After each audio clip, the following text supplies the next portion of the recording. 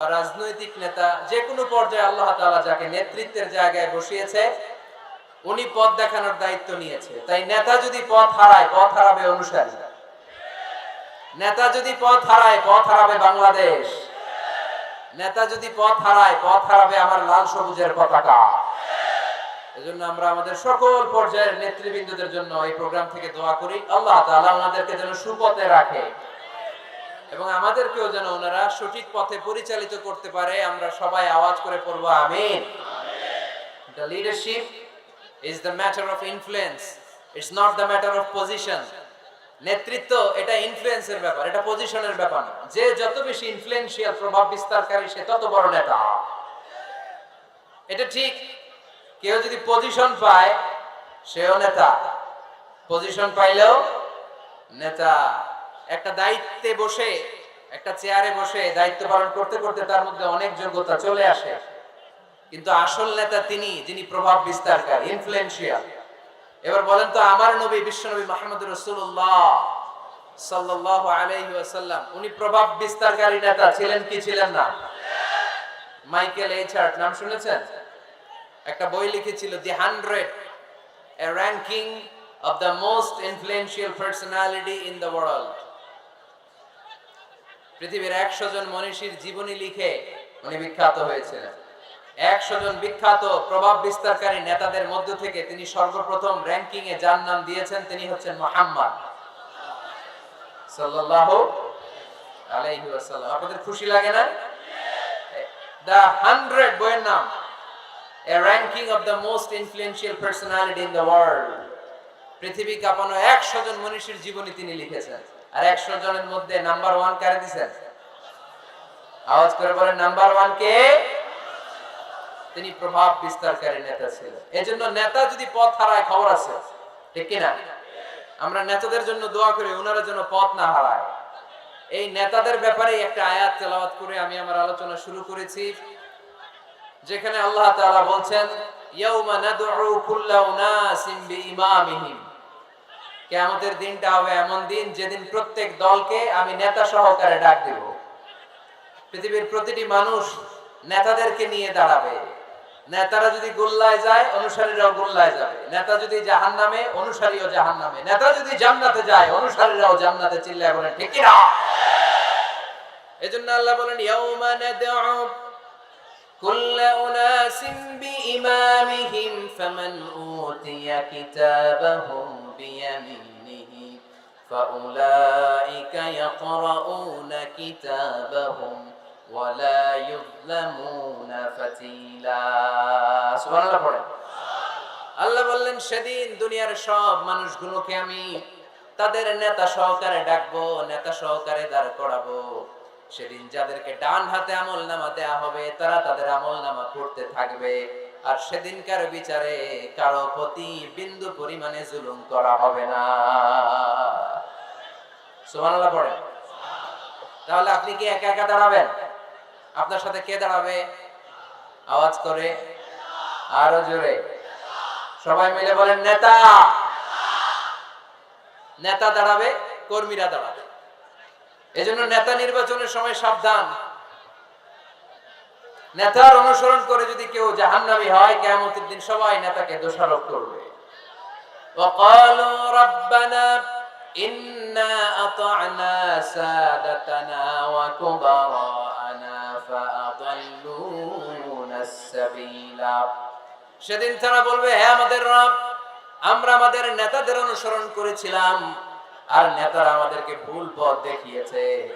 আজকে আমাদের আগে নেতাদেরকে আপনি শাস্তি দেন, নেতাদেরকে আগে জাহান্নামে ফেলেন, তারপরে নেতাদের পরে আমরা জাহান্নামে ঢুকবো। এজন্য প্রিয় ভাইরা, নেতা নির্বাচনের সময় সাবধান। যে কোনো নেতা, এটা রাজনৈতিক নেতা হতে হবে নট নেসেসারি, আমাদের সামাজিক কোনো অঙ্গ সংগঠনের নেতা, সামাজিক প্রতিষ্ঠানের নেতা, যে কোনো জায়গায় নেতা বানানোর সময় আমরা সাবধানে থাকবো। এবং নেতা যদি ভুল করে ফেলে ওনাকে ভদ্রভাবে শুধরে দেয়া, এটাও আমাদের দায়িত্ব। আওয়াজ করে বলতে হবে, ঠিক কি না? ঠিক। মসজিদের ইমাম সাহেব, উনি মসজিদের নেতা, ঠিক কি না? আওয়াজ করে বলেন তো, ইমাম মানে কি? আরো জোরে বলেন। ইমাম সাহেব জোহরের সালাতে 2 রাকাতের পরে বসার কথা, ইমাম সাহেব দাঁড়ায় গেছে, কি করবেন? কি করবেন? ইদা নাবা আহাদুকুম শাইউন ফি সালাতিকুম ফালিয়ুসাব্বিহ, পিছন থেকে আমরা সুবহানাল্লাহ পড়ব, ঠিক কি না? যদি বাংলাদেশে আমরা কি পড়ে ফেলি? আল্লাহু আকবার পড়ে ফেলি, এতে কাজ হয়ে যায়। কাজ হয়ে যায়। ইমাম সাহেব বুঝতে পারে যে সামথিং গনা রং, কোনো কিছু ঝামেলা হচ্ছে, ভুল হয়েছে, উনি শুধরে যায়। কিন্তু আসলে পড়তে হবে সুবহানাল্লাহ, তাসবিহু লিররিজাল ওয়া তাসফিহু লিন-নিসা। ইমাম ভুল করছে, পুরুষরা ধরতে পারলে পড়বে সুবহানাল্লাহ। পিছনের পুরুষ মুক্তাদিরা কেউ ভুল ধরতে পারে নাই, পিছনের মহিলারা ভুল ধরতে পারছে, ওনারাও শুধরে দিতে হবে, ঠিক কি না? ওনারা কি করবে? এরকম তাসফিহ করবে, শুধরে দিতে হবে, ঠিক কি না? আচ্ছা, ইমাম সাহেব কেরাতে ভুল করলেন, একবার, দুইবার, তিনবার, ইমাম সাহেব বারবার আটকে যায়, করতে পারে না, তখন আমাদের দায়িত্ব কি? তাফতাহু আলাল ইমাম, ইমামকে ছুটাই দিতে হবে, শুধরে দিতে হবে, ঠিক কি না? তো মসজিদের ইমাম যদি ভুল করে, মসজিদের নেতা ভুল করলে যদি শুধরে দিতে হয়, সমাজের নেতাও ভুল করলে শুধরে দেওয়ার দরকার আছে না নাই? এটাও শুধরে দিতে হবে নসিহতের মাধ্যমে, সুন্দর পরামর্শের মাধ্যমে। নেতারাও মানুষ, ওনারা ফেরেশতা নয়, ওনাদেরও ভুল হয়ে যেতে পারে। নসিহতের মাধ্যমে, সুন্দর পরামর্শের মাধ্যমে নেতাদেরকে শুধরে দিতে হবে, ঠিক কি না? আওয়াজ হবে না, এটা লাস্ট চান্স। এরপরে আওয়াজ দেখলে থামতে বলবো না, আমি চলে যাব। একটা আওয়াজ হবে না এখন।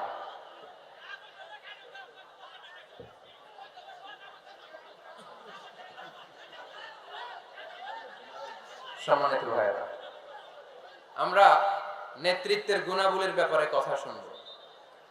আমরা আজকে দেখার চেষ্টা করব একজন নেতা হলে কি করতে হয়, নেতার কি কোয়ালিটি লাগে, এবং আমরা একটু সবাই মিলে ক্রস চেক করব, ডাবল চেক করব যে এই গুণগুলো আমার রাসূলের ছিল কিনা।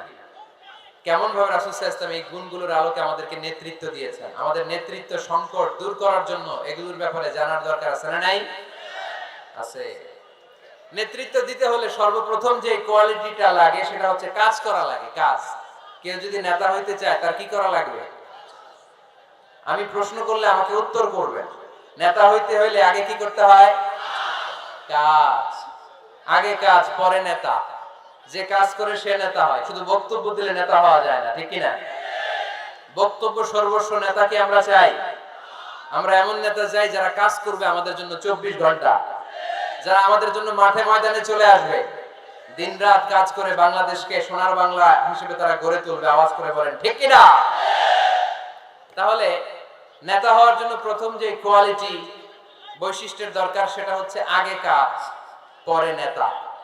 আমি প্রশ্ন করব, আপনারা আওয়াজ করে উত্তর দিন। আগে কি? সবাই উত্তর দিতে পারেন নাই, আওয়াজ করে বলেন আগে কি? পরে কি? আগে পরে, মনে থাকবে? তাহলে নেতৃত্ব দিতে হলে প্রথমে কাজ করতে হয়। প্রথমে যে কোনো কাজ করো না ভাই, যে কোনো কাজ করো, তা যেন হয় সবার চেয়ে সবচেয়ে সুন্দর, ঠিক কি না? যে কোনো কাজ করো না ভাই, যে কোনো কাজ করো, তা যেন হয় সবার চেয়ে সবচেয়ে সুন্দর। হোক না সেটা পড়া লেখা, রঙের ভাষায় ছবি আঁকা, হোক না সেটা সামান্য কাজ কিংবা মহত্তর, তা যেন হয় সবার চেয়ে সবচেয়ে সুন্দর। যে কোনো কাজ করো না ভাই, যে কোনো কাজ করো, তা যেন হয় সবার চেয়ে সবচেয়ে সুন্দর, ঠিক কি না? যেটাই করি আমরা ওটার জন্য উইথ প্রফেশনালিজম, সর্বোচ্চ এফোর্ট দিয়ে যেন আমরা করি। যে করতে পারবে সেই নেতা হবে, সেই নেতা। তাহলে আমরা বুঝলাম আগে কাজ, পরে to serve before to lead. I repeat, আমি আবারও বলছি, to serve before to lead. নেতৃত্ব দেওয়ার আগে আগে কাজ করতে হবে। আরবিতে বলে সাইয়্যিদুল কওমি খাদিমুহুম। জাতির নেতা তো সে হয় যে জাতির খেদমত করে। খেদমত না করে নেতা হওয়া যায়? কাজ না করে নেতা হওয়া যায়? যায় না। এজন্য আগে কাজ। বক্তব্য দিলে চলবে না, ওই নেতা আমরা মানি না। কাজ করে দেখেন আপনি আমাদেরকে। জনগণের জন্য কাজ করেন, দেশের জন্য কাজ করেন, মাটি ও মানুষের জন্য কাজ করেন, then you are our leader. তখন আপনি আমাদের নেতা, আপনার স্থান আমাদের হৃদয়, ঠিক কি না? এবার আসলে আমরা দেখি যে আল্লাহ রাসূল সাল্লাল্লাহু আলাইহি সাল্লাম উনি কাজ করতেন কিনা, উনি কাজ করতেন কিনা, নাকি উনি বসে থাকতেন আর বক্তব্য দিতেন? দেখার দরকার আছে না নাই? শুরুতেই আমরা বলেছি আমরা দেখব লিডারশিপের যে কোয়ালিটি গুলো, এগুলো আল্লাহর হাবিবের জীবনে পাওয়া যায় কিনা কোরআন সুন্নাহর আলোকে আমরা ক্রস চেক করব ইনশাআল্লাহ। পড়ে আল্লাহর হাবিবের কাছে কোরআনের প্রথম 5 আয়াত নাজিল হলো। আল্লাহর হাবিবের বয়স তখন 40 বছর। ইকরা বিসমি রাব্বিকাল্লাযী খালাক, খালাকাল ইনসানা মিন আলাক, ইকরা ওয়া রাব্বুকাল আকরাম আল্লাযী আল্লামা বিল কলম, আল্লামাল ইনসানা মা লাম ইয়ালাম। এই 5টা আয়াত নাজিল হওয়ার পরে বিশ্বনবী ভয় পেয়ে গেলেন। বিশ্বনবীর গায়ে জ্বর চলে আসলো, অন্তর কাঁপতে লাগলো। ভয় পেয়ে বিশ্বনবী আম্মা জান খাদিজাতুল কুবরা তাহেরা রাদিয়াল্লাহু তাআলা আনহার কাছে আসলেন। এসে বললেন, খাদিজা জাম্মিলুনি জাম্মিলুনি, ও খাদিজা, এমন এমন ঘটনা 5টি আয়াত কোরআনের এই মাত্র আমার কাছে হেরা পর্বতে নাজিল হয়েছে, আমার মনে হয় আমি বাঁচবো না, আমারে তোমরা কম্বল চাপা দাও। কি চাপা দাও? কি চাপা দাও? কম্বল চাপা দাও। জাম্মিলুনি, আমার কম্বল দিয়ে চাপ দিয়ে ধরো, আমার শীত লাগে, আমার ভয় লাগে, মনে হয় আমি বাঁচবো না। আম্মা জান খাদিজা বললেন, আল্লাহি লা ইউখজিকাল্লাহু আবাদা, ও মুহাম্মদ আপনি ভয় পাবেন না, কখনোই আল্লাহ আপনারে অপদস্থ করবে না, কারণ ইন্নাকা লা তাসিলুর রাহিমা, ও মুহাম্মদ নিশ্চয় আপনি আত্মীয়তার সম্পর্ক বজায় রাখেন, ওয়া তাসদুকুল হাদিসা সব সময় সত্য কথা বলেন, ওয়া তাহমিলুল কাল্লা আপনি মানুষের বোঝা বইয়ে দেন, ওয়া তাকসিবুল মা'দুমা যার টাকা পয়সা নাই তারে আপনি রোজগার করে দেন, ওয়া তাকরিউদ দাইফা আপনি সব সময় মেহমানদারি করতে পছন্দ করেন, ওয়া তুঈনু আলা নাওয়াইবিল হক সত্য যেখানে বিপন্ন সেখানে আপনি সত্যের বীর সৈনিক হয়ে দাঁড়িয়ে যান। কে বলতেছে? স্ত্রী। কে বলে? স্ত্রী। কার ব্যাপারে বলে? হাজবেন্ডের ব্যাপারে বলে। প্রিয় ভাইরা মনে রাখবেন, কারো ব্যাপারে সঠিক তথ্য যদি পেতে চান, বড় সাহেবের ব্যাপারে বড় সাহেবের ড্রাইভারের কাছ থেকে খোঁজ নিয়েন, বড় সাহেবের ঘরের কাজের বুয়ার কাছ থেকে একটু খোঁজ নিয়েন, বড় সাহেবের বাড়ির দারোয়ান থেকে একটু খোঁজ নিয়েন, আর বড় সাহেবের বউয়ের কাছ থেকেও খোঁজ নিয়েন। এই 4টা সোর্স থেকে যদি আপনি বড় সাহেবের ইনফরমেশন নেন, সব আসল ইনফরমেশন বেরিয়ে আসবে। চিল্লায় বলেন ঠিক কিনা? আল্লাহর হাবিব সাল্লাল্লাহু আলাইহি ওয়াসাল্লামের স্ত্রী আম্মা জান খাদিজাতুল কুবরা তাহেরা রাদিয়াল্লাহু তাআলা আনহা বললেন, আল্লাহি লা ইউখজিকাল্লাহু আবাদা, মুহাম্মদ আপনি ভয় পাবেন না, আপনি ভয় পাবেন না, আল্লাহর শপথ আমার তো এই আত্মবিশ্বাস আছে আল্লাহ কখনো আপনারে অপদস্থ করবে না, কারণ আপনি আত্মীয়তার সম্পর্ক বজায় রাখেন, সব সময় সত্য কথা বলেন, আপনি সব সময় সত্য বলেন। মানুষ বোঝা টানতে পারে না, তাদের বোঝা আপনি টেনে মাথায় দিয়ে দেন। সুবহানাল্লাহ পড়বেন না? তাকসিবুল মা'দুম যার উপার্জনের কিচ্ছু নাই, টাকা পয়সা নাই, তারে আপনি উপার্জন করে দেন। আপনি টাকা জমায় মানুষের মধ্যে দান করেন। আগে আপনি ছাগল চড়াতেন, অল্প কিছু টাকা পয়সা পেতেন, এরপরে আমার ব্যবসায় স্টাফ হিসেবে আসলেন, আরো কিছু টাকা পয়সা পেলেন, এগুলো আমি দেখেছি আপনি দেদাস মানুষের জন্য খরচ করে ফেলেন।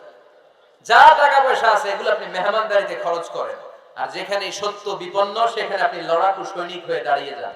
6টা গুণের কথা বললেন। সুবহানাল্লাহ পড়েন। প্রিয় ভাইরা একটু চিন্তা করেন, তখনও উনি নবী হয় নাই, নবী যে হবেন এটা জানতেনই না। আল্লাহর ইলমে তিনি নবী, কিন্তু অফিশিয়ালি নবী হয়েছেন তিনি পৃথিবীতে 40 বছর বয়সে, ঠিক কিনা?